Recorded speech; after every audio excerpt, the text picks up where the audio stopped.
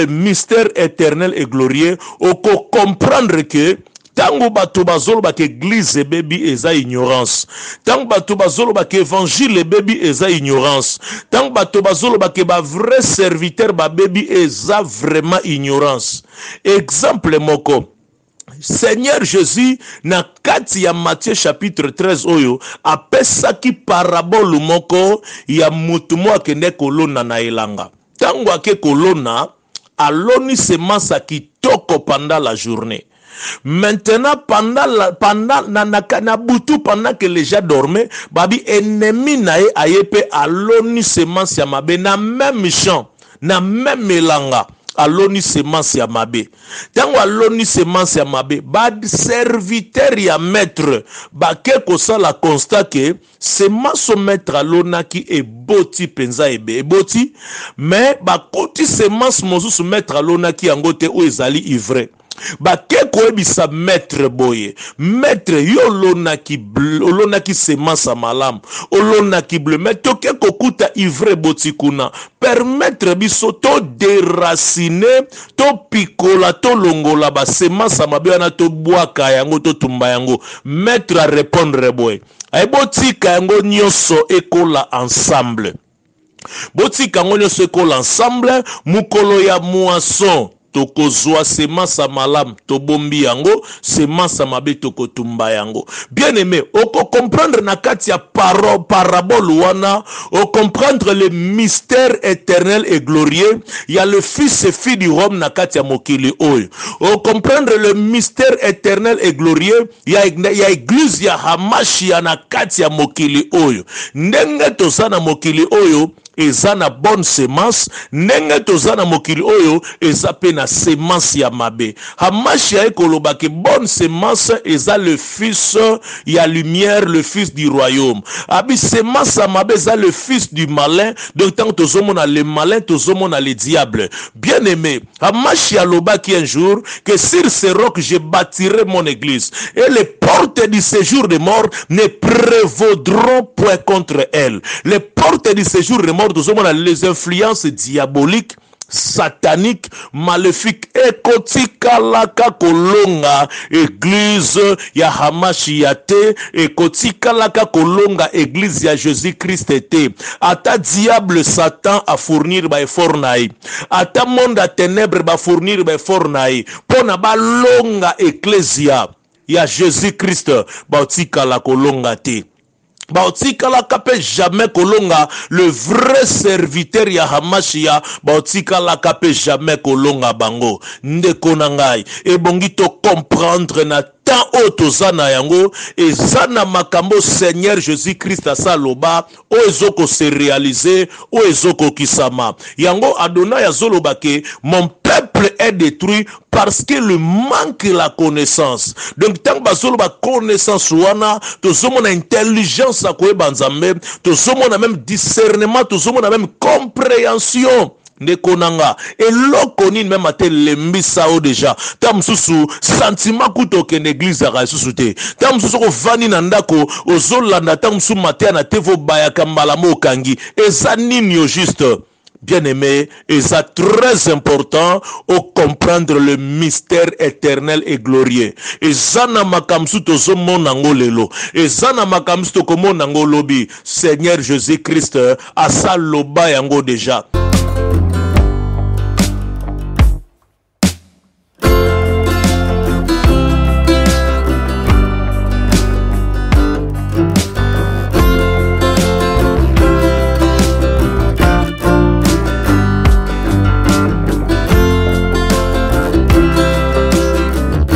Shalom, shalom à vous les enfants de Dieu. C'est bien moi votre frère, le pasteur Israël Nash. Je vous salue au nom de Jésus. Je suis précisément à Kinshasa. Naza responsable à Ophelina. Jésus est mon papa.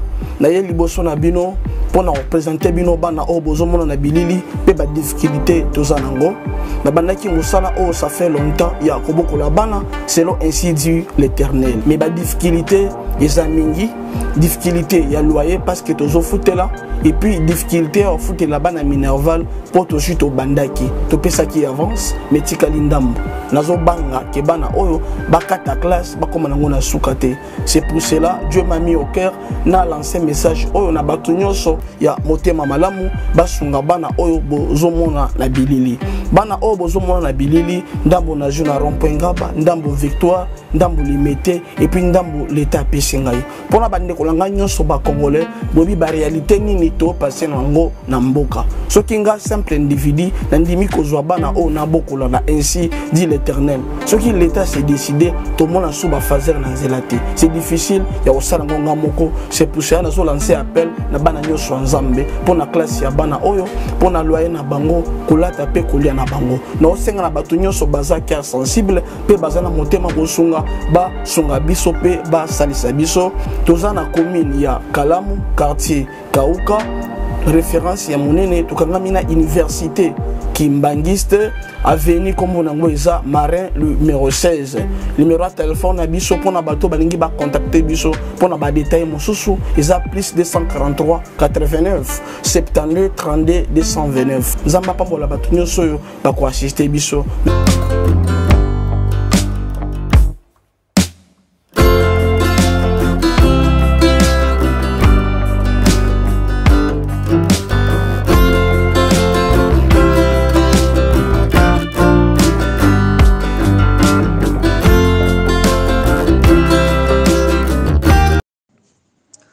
Que la bénédiction de Dieu notre Père Céleste ezala vraiment partage na bino nyonso o bozwi occasion ya kolanda biso vraiment na chaîne YouTube oyo tika ke moment oyo ezala béni na bisika nyonso oyo bino bozwami o bozolanda biso awa na kati Afrique na Kinshasa bozolanda na Asie na Amérique na Océanie na Europe. Vraiment moment où ezala lipamoli na bisika nyoso vraiment bozwami ezali bongo apôtre Kunda Wakunda Crispin oyo bozolanda sikoyo na zali bongo responsable à centre de prière et d'évangélisation pour le salut des âmes eza vraiment centre apostolique que notre Père Céleste azala vraiment glorifié nanzela vraiment ya émission Oyo, le ministère au-delà des églises locales. Bien-aimé, tangu tozoloba, le ministère au-delà des églises locales, awa tozokende komona vraiment le mystère éternel et glorieux. Na katia le ministère au-delà des églises locales, tozokende kotala le mystère éternel et glorieux. Tokolobela mingi pe sur le mystère éternel et glorieux. Bien aimé, pourquoi le mystère éternel et glorieux? Soki otali na Matthieu, na chapitre nango 13, verset 1 à 3, babi ce même jour, Jésus sortit de la maison et s'assit au bord de la mer. Une grande foule s'étant assemblée auprès de lui, il monta dans une barque et il s'assit. Toute la foule se met sur le rivage. Toute la foule tenait sur le rivage.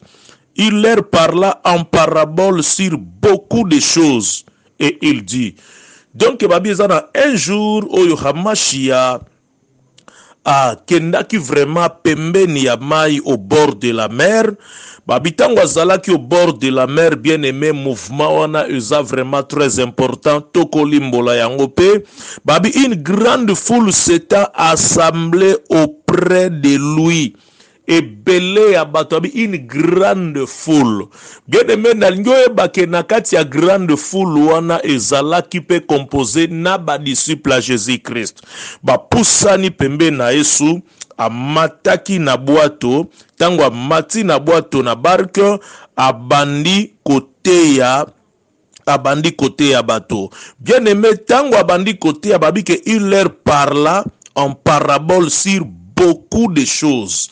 Alobela ki bango na parabole. Langage oyo Hamashia ebaka na ko utiliser tango azoko lobela une grande foule oyo y compris na ba disciple ne bazalaki na kati abandai koloba na parabole. Pourquoi bandai koloba na parabole? Pe parabole elingi kolakisa nini? Na verset 9 à 11, toujours il y a Matthieu 13, Babi, Seigneur Jésus alobi que celui qui a des oreilles pour entendre, entende. Les disciples s'approchèrent et lui dirent, pourquoi leur parles-tu en parabole? Jésus leur répondit, parce qu'il vous a été donné de connaître le mystère du royaume des cieux et que cela ne leur a pas été donné. Ba disciple ba ko s'approcher auprès ya Hamashia pour na ko tuna e motuna oyo. Pona nini ozolobela bango makambo na parabole? Pona nini ozoko utiliser ba parabole? Yoka eloko Yesu Masia kolo na biso mobikisi na biso azo répondre na ba disciple abi parce que epesa melibino boyeba mabomba mi ya bokonzi na likolo. Bien aimé, c'est pourquoi nangi koyebisa yo lisusu ke tango tozolobela sur le mystère éternel et glorieux, il faut comprendre que le mystère éternel et glorieux eza mabomba mi ya bokonzi ya likolo. Pe mabomba mi ya bokonzi na likolo banani oyo bakoki ko comprendre yango, banani bakoko découvrir yango, eza rien que ba disciple. Eza rien que ba disciple ba ye kolina Yesu Masia. Soki otali zusu na verset 34 à 35, okoyoka azolo basusu, Jésus dit à la foule toutes ces choses en parabole, et il ne leur parlait point sans parabole, afin que s'accomplisse ce qui avait été annoncé par les prophètes. J'ouvrirai ma bouche en parabole, je publierai des choses cachées depuis la création du monde. Bien aimé, comprendre que les paraboles sont des choses cachées depuis la création du monde, avant même Mokilié Zala. Donc nzamba zolo makambo ya bongisaka deja na conseil nae. Adonai azomisa makambo bongisaka deja na conseil nae pona ko transmettre rango na peuple na bato nae. Bien aimé, c'est pourquoi il est très important, très capital que le fils et le fille du royaume, tous à la des personnes bazo comprendre le mystère du royaume. Tous à la bateau bazo comprendre ma bomba mi ya bokonzi alikolo. Bien aimé, c'est pourquoi les lois na bato belé bazo ko se lamenter. Et ça na bato belé bazo ko s'inquiéter. Okoyoka ba langage même église et baby. Okoyoka ba langage même basala nzamba solo bazate. Okoyoka ba langage même évangile et baby. Bien aimé, na kati émission na biso, le ministère au-delà des églises locales, na kati ya point nabiso na tep nabiso tozolobela sur le mystère éternel et glorieux, oko comprendre que tango bato bazolo ba église et baby eza ignorance. Tango bato bazolo ba évangile et baby eza ignorance. Tango bato bazolo ba vrai serviteur ba baby eza vraiment ignorance. Exemple moko, Seigneur Jésus na kati ya Matthieu chapitre 13 oyo apesaki parabole moko ya mutu mo akende kolona na elanga. Tango ake kolona aloni semence kitoko pendant la journée. Maintenant, pendant que les gens dormaient, babi ennemi nae ayepe aloni semence ya mabe na même champ, na même elanga. Aloni semence ya mabe. Tango aloni semence ya mabe, bad serviteur ya maître, ba keko sa la constat que semence maître alona ki eboti penza ebe eboti, mais ba koti semence mosusu maître alona ki angote o ezali ivre. Ba keko ebisa maître boye, maître yo lona ki semence malam, olona ki bleu, mais to keko kuta ivre boti kuna, permettre biso to déraciner, to pikola, to longola ba semence mabe na to boaka yango to tumba yango, maître a répondre boye. Ay boti ka yango nyoso ekola ensemble. Boti ka yango nyoso ekola ensemble, mukolo ya moisson. tokozwa semence malam tobombi yango, semence mabe tokotumba yango. Bien aimé, oko comprendre na kati ya parabole wana, o comprendre le mystère éternel et glorieux, il y a le fils et fille du Rome na kati ya mokili oyo. O comprendre le mystère éternel et glorieux, il y a église ya Hamashia na kati ya mokili oyo. Ndenge tozana mokili oyo, eza na bonne semence, ndenge tozana mokili oyo eza pe na semence ya mabe. Hamashia ekoloba ke bonne semence eza le fils ya lumière, le fils du royaume. Abi semence ya mabe eza le fils du malin, donc tant tozomona le malin, tozomona le diable. Bien aimé, Hamashia loba ki un jour que sur ce roc je bâtirai mon église et les portes du séjour des morts ne prévaudront point contre elle. Les portes du séjour des morts, les influences diaboliques, sataniques, maléfiques, ekotika laka kolonga église ya Hamashia te, ekotika laka kolonga église ya Jésus-Christ te.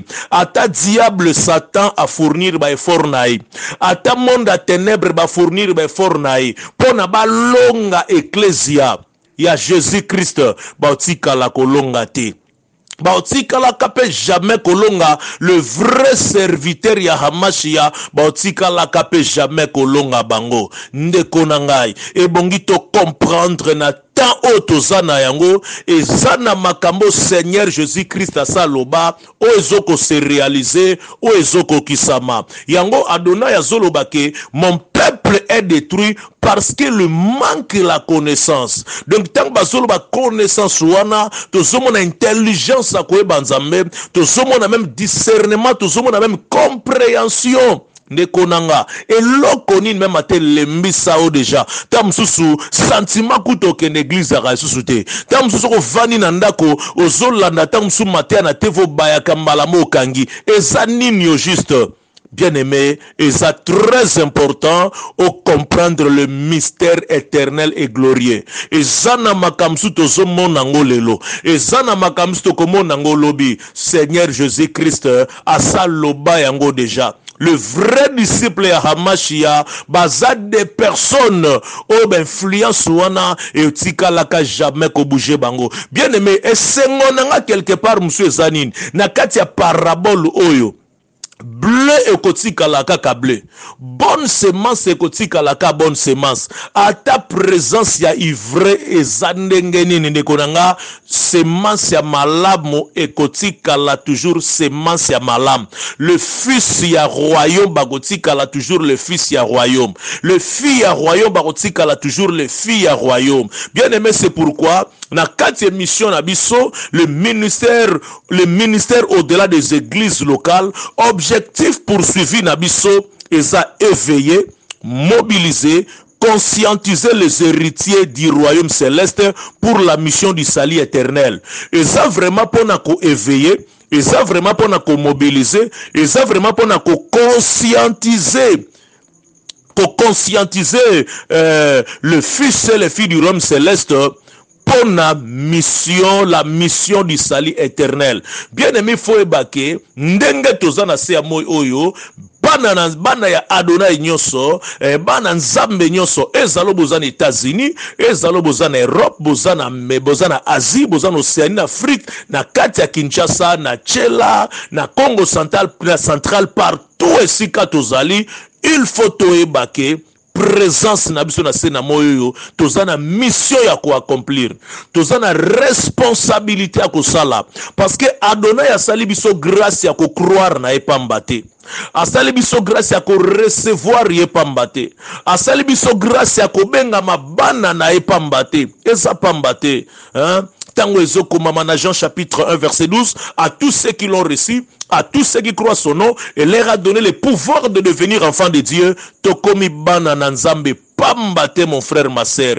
Et ça na mission où ezo senga na accomplir. Et ça na mission où ezo senga accomplir. Et ça na mission où senga to accomplir. Mais et ça na makambo ezo lekana quelque part na kati ba milieu ecclésiastique. Autant se zo décourager ezo le misa. Bien aimé. et comme moment oyo ozwa vraiment conscience o comprendre que makambo nazomona Seigneur alobaka yango, makambo nazoyoka Seigneur alobaka yango, mais par ya responsabilité nanga ezanine, par ya responsabilité na biso ezanine yango na osengo ndeko na ngai o s'abonner vraiment na chaîne oyo, o s'abonner vraiment na chaîne oyo pona olandaka vraiment mateya o malamu ekosunga yo, yebisa pe ndeko no, yebisa pe moninga na yo a s'abonner na chaîne oyo pona ko recevoir ezali enseignement ya Jésus-Christ, enseignement ya Yehoshua Hamashia oyo alobi na biso que sur ce roc je bâtirai mon église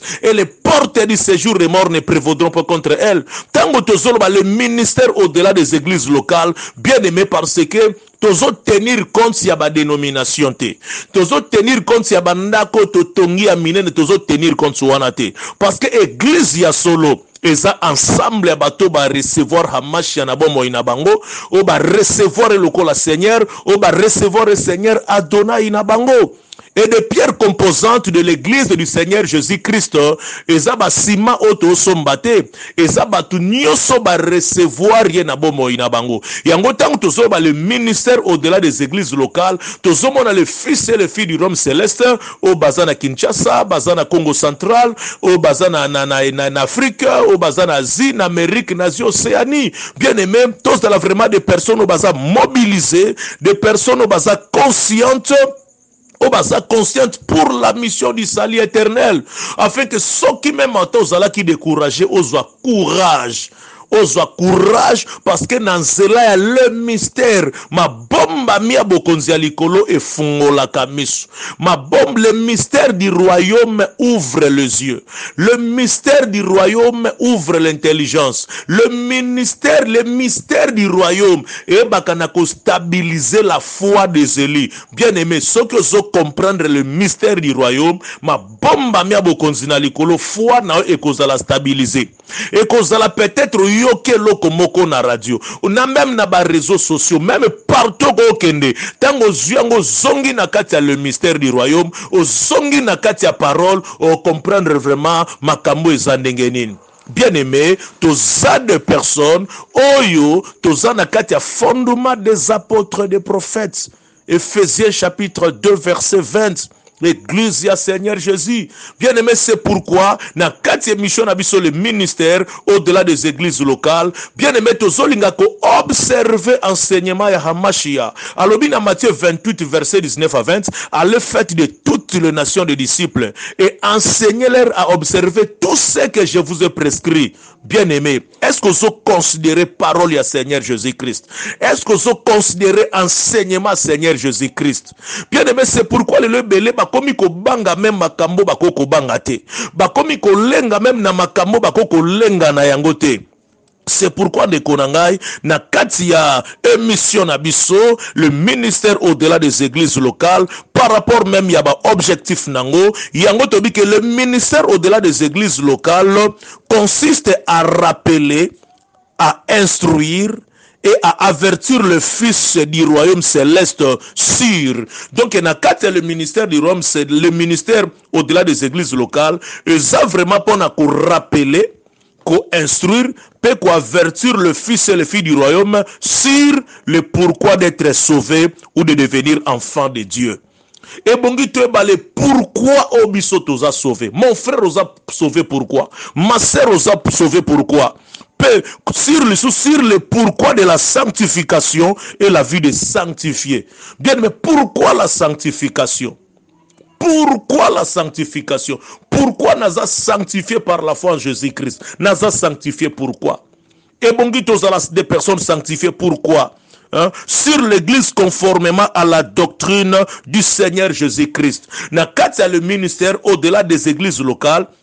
Et ça vraiment pour nous rappeler, pour nous instruire, pour avertir le fils et les filles du royaume sur l'église conformément à la doctrine du Seigneur Jésus-Christ.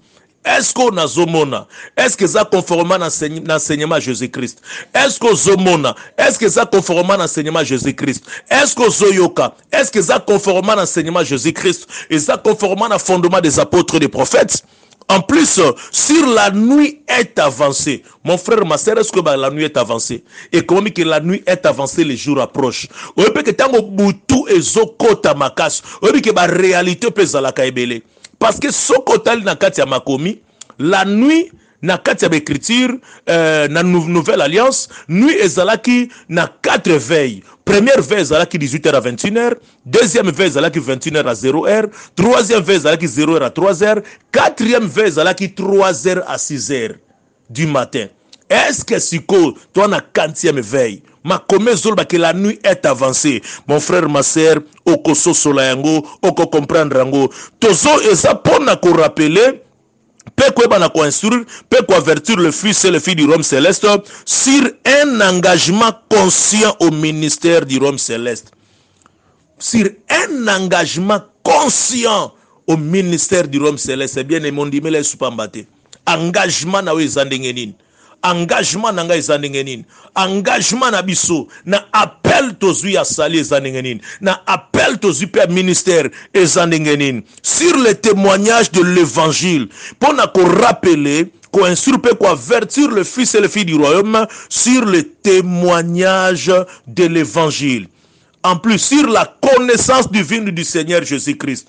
Donc, on la paix sur la connaissance divine du Seigneur Jésus-Christ. La connaissance divine de Jésus-Christ, et sur le mystère du sacrifice du Seigneur Jésus-Christ, sur le mystère du sacrifice du Seigneur Jésus-Christ, et sur les porteurs du trésor du Rome céleste. Bien-aimé, et ça vraiment na makambo mingi au tokolobela, na katia le ministère au-delà des églises locales, na thème na biso otozo démarrer nango pe toko kobana yango sur le mystère éternel et glorieux. Tango zo comprendre le mystère éternel et glorieux ezali pamboli. Tango zo comprendre le mystère éternel et glorieux okozala une personne pas comme les autres. Vraiment que la bénédiction de Dieu notre Père céleste ezala vraiment partage na bino nyonso. Tika que Dieu notre Père céleste a pambola pe responsable ya chaîne YouTube oyo que le pamboli vraiment Père céleste la partage nae pe na ba nyoso vraiment oya zokuba zo sala na kati entreprise vraiment bozala béni. Numéro na biso téléphone ezali 084 32 16 027 084 32 16 027, code Nabiso République démocratique du Congo, plus 243 84 32 16 027. Ezala qui vraiment bongo apôtre Kunda Wakunda Crispin. Toza vraiment na esengo yako partager nabino nanzele mission nabiso le ministère au-delà des églises locales. Toko kutana lisusu mbala ya sima soki oza na motuna numéro na biso wana ezape même ya WhatsApp direct pe toko yamba WhatsApp pe toko zwa pe ekozala vraiment malamu tomona na mikolo ezali koya. Ciao.